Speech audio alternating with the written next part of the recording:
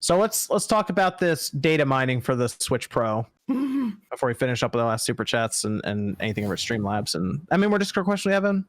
We got 3 left. Okay, cool. That'll work. So we have some Switch revision data mining that happened here from the Switch firmware, not from like some online forum randomly somewhere or something. No, this is from Nintendo's own firmware. And the biggest thing here, so we went through, it's apparently using the same Mariko chip and the screen's different. It's not using any vendor they've used before. So it's not anything from like Inolux apparently. I think JDI is the other company they use, I believe. So the screen's different and it's using the same chip. What do you think, MVG? Well, I mean, one thing I will say is, this information came from Michael Cyrus, right? So Michael Cyrus, yes. And he's a pretty reputable kind of guy in the industry as far as some of the things that they've uncovered. I think he was kind of the first one to break the new Mariko revision. So he definitely has a lot of credibility and a lot of respect. But I will also say that digging out information out of a firmware is only really one piece of a larger puzzle as far as what the next Switch will be. Mm-hmm. And also, we got to keep in mind that firmwares change. They change a lot. There's usually a lot of firmware revisions, and on dev kits, what I can tell you is dev kits are probably about 5 or 6 revisions ahead of retail.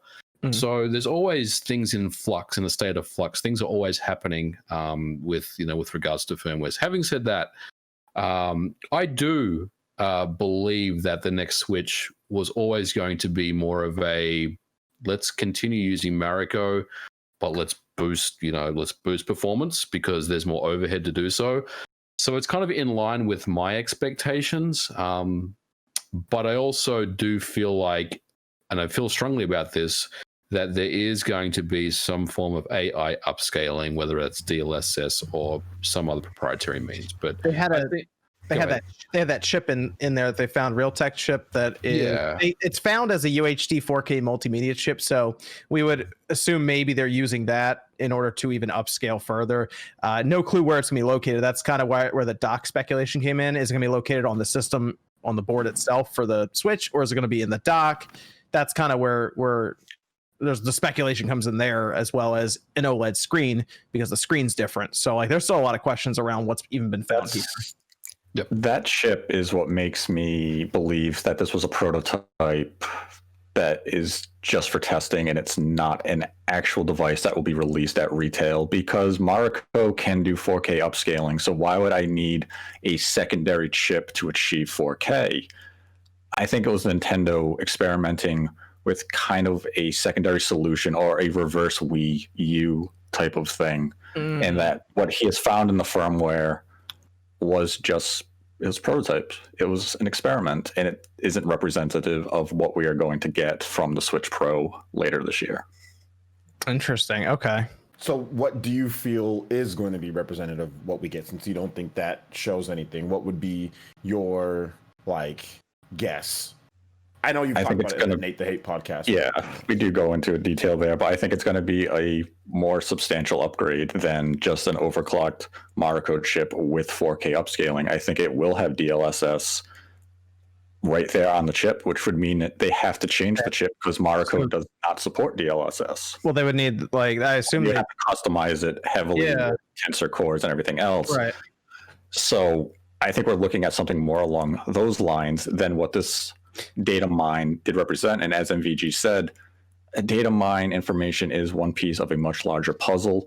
The information that he did unearth is accurate. It is what's in the firmware. It's just a question of where does this information actually go in this bigger picture? And we can't assume that what is found here means it is a product. Right. So they would have to, the chip.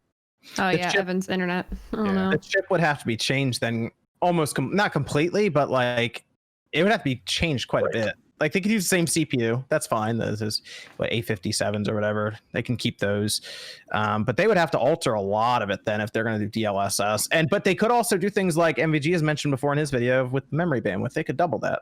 Do they have to? They have to boost the memory. Yeah, data? they have to. That is like number one on the list of things that they have to increase. They could raise the clocks. They might even change the battery inside, make it a little larger if they raise the clocks. I'm confused about Nate. I got it. Still going. Are you saying that it's a new Tegra X1 revision, or are you saying it's a different chip?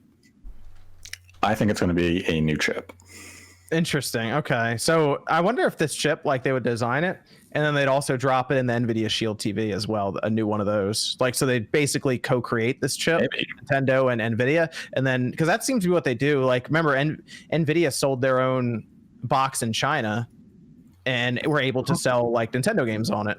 So I almost wonder if this even comes down to them kind of working together through R&D for a chip that fits the Switch, but would also work in like their own little home box that they keep selling every other year. It could be that. And this information had been added to the firmware, I believe, about 10 months ago. And a lot can change in that 10 months. And it could have been, Nintendo was using the Mariko chip that's in the current Switch. They overclocked it. They took this Realtek chip to put it into the dock to replicate what they were hoping to achieve with a single chip in the new upgraded revision, because they just don't have that chip fabricated yet. So they create these weird type of experiment Frankensteins to replicate what they're hoping to do. Like with the Wii, it was a GameCube, and they had these odd looking motion controllers because the Wii hardware wasn't done, so they had to make something to begin their testing.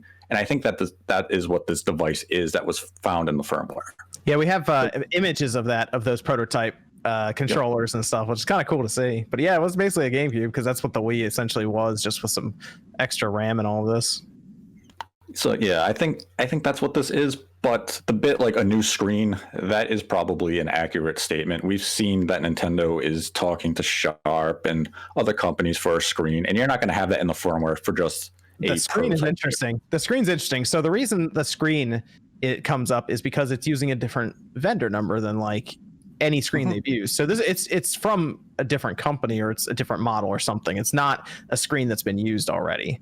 So they're getting a different screen brought in, and that's where we go. You start looking around, and it's using different power management as well. So it's not using like the typical one that we've seen in like the current Switch with this cheaper LCD and all this, something different. So then you start thinking about some of the newer technologies, and I immediately went back and I was like, well, we heard that they were already talking with Sharp for the IGZO technology, and I almost wonder if they did kind of go beyond this screen here, and that's how they're going to really make a difference between our current Switch and this newer Switch, is they move away from the basic LCD that's in this Switch and they bring in something like OLED. Sounds a bit out there to me. I guess it's not impossible because a lot of phones and stuff will use it, but that sounds kind of premium for like, let's be real. Nintendo thinks about using cheaper hardware and repurposing it into their systems so that they can sell it at a profit. So like I hear OLED and I'm like, that doesn't necessarily line up for me with a $300 system if they're looking to replace the Switch. But I guess it's definitely a viable option for them to explore. And if we look at some of the other rumors that had come out from like Bloomberg, is that they said the magnesium alloy body, and that would work really well if they have changed the chip to something that supports DLSS, because DLSS can make a unit run fairly warm. It produces a lot of heat. Now, whether or not you'd have DLSS in portable mode, that's what I'm wondering. You wouldn't need it though. You wouldn't. I mean, most games look really good in portable mode. I don't think you would need DLSS. What if you boost the screen to 1080p and you can only get native 720p out of certain games, and you still want that 1080p image? Yeah, I mean, I can definitely see the argument there, but I mean, most Switch games, even though they run at like 540p and stuff in handheld mode, I mean, they look pretty good. Like they look good enough, I think, to not worry about it. Or it could just be an option, that could be applied per game type of thing.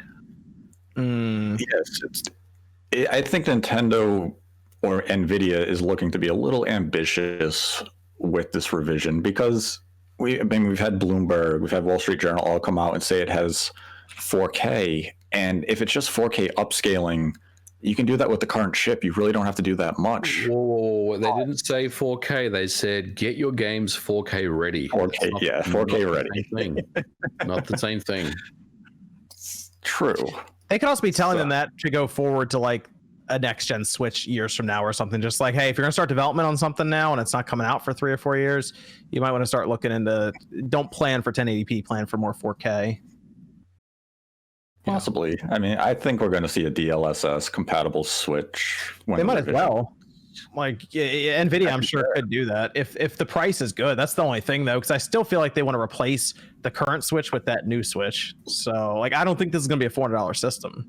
It has to replace the price. It can't be more expensive. Like, if you're getting into $400 for a new Nintendo system, that's a different ball game altogether. That's when people wonder, do I really need this now? You know.